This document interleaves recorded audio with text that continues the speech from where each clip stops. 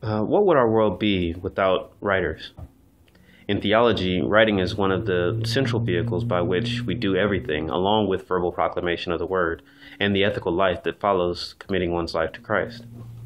First off, the entire discipline is based on the Bible, the greatest, most necessary, and most sold book of all time.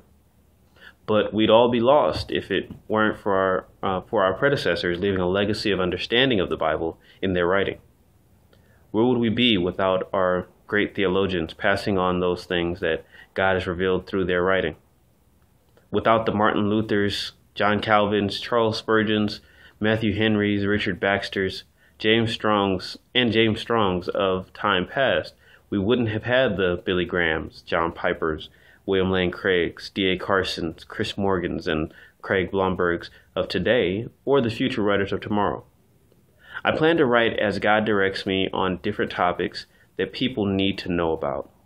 Everyone is talking about the popular topics concerning Jesus, his deity, his resurrection, his leadership style, his discipleship model.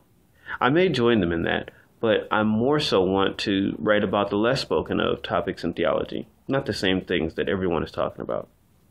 While there is likely no topic that has yet to have been touched in the 2,000 years of Christianity, there are some that don't get as much attention, and I want to touch on what needs to be touched on for my sphere of influence in today's generation. Because so many of the great books of the past are old, many people will miss the principles taught in them unless someone else passes them on in a new writing.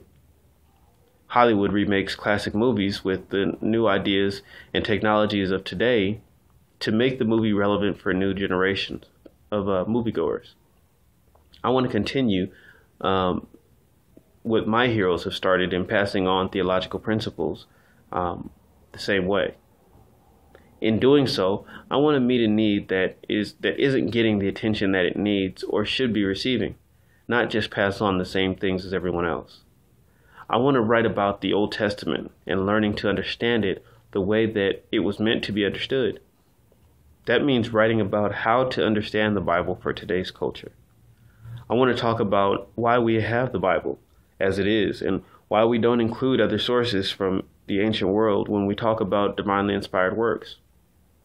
I want to deal with the topic of why it's more reasonable to be a believer than not, in hopes that someone reads my words and, like me, is inspired to write their own and continue passing the torch of knowledge and understanding to the next generation. Thank you.